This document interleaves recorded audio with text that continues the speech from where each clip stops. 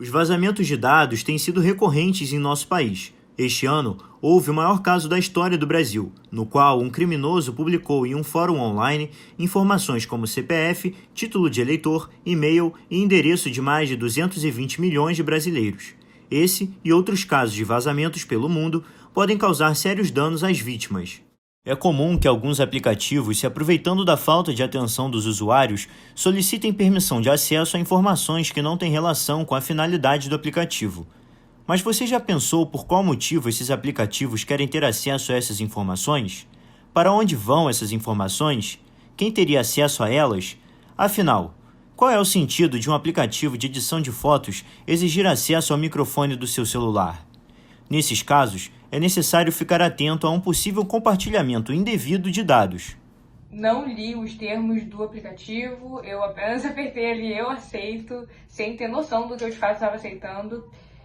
E hoje eu vejo que isso foi um erro, porque direitos de imagem, dados identitários, dados de consumo, acredito que tudo isso o aplicativo tem acesso e eu estou colocando ali, né, eu me coloquei, no momento que eu apertei eu aceito, numa posição de extrema vulnerabilidade. Vira e mexe, eu baixo esses aplicativos pra saber quem te deu um follow no Instagram e essas coisas assim. Eu tenho muitas pessoas que eu sigo só por conveniência de trabalho, então quando as pessoas me dão um follow eu dou também, porque não me interessa muito. E aí eu comecei a reparar que eu comecei a seguir pessoas no meu Instagram que eu não tinha dado follow. E aí eu falei, bom, pode ser que eu tenha dado follow sem querer, passando no feed do Instagram.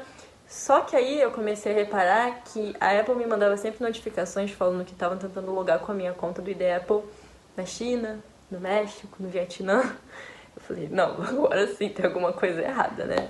Então eu parei de usar o aplicativo, não gosto mais de disponibilizar para não acontecer coisas parecidas com o que aconteceu dessa vez. Segundo Christian Perrone, que é coordenador da área de Ciência e Tecnologia do Instituto de Tecnologia e Sociedade, não é necessário nenhum tipo de programa muito sofisticado para roubo de dados pessoais sem que a vítima perceba. Às vezes é muito difícil, às vezes você não nota, né, que você vazou os seus dados, que alguém roubou os seus dados, ou melhor, que alguém teve um acesso não autorizado aos seus dados, que na realidade seja talvez a forma melhor da gente utilizar aí a expressão, né? Mas outras vezes é muito mais simples quando você vai usar o seu cartão de crédito e aparece ali, opa, roubaram os meus dados, ou clonaram o meu cartão de crédito, etc. Então você vai ver que tem uma conta extra no seu nome, aí você percebe. Existem também uma série de programas na internet que te dizem se você tem um vazamento, se seus dados já vazaram ou não.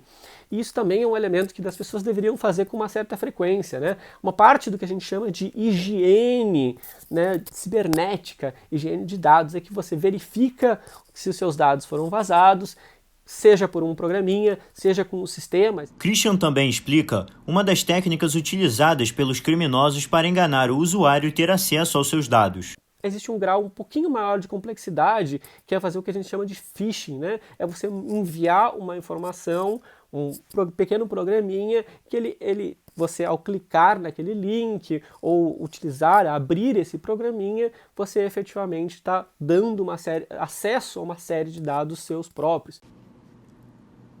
Em agosto de 2018, foi sancionada a Lei Geral de Proteção de Dados, que só entrou em vigor em 2020 após sucessivos adiamentos.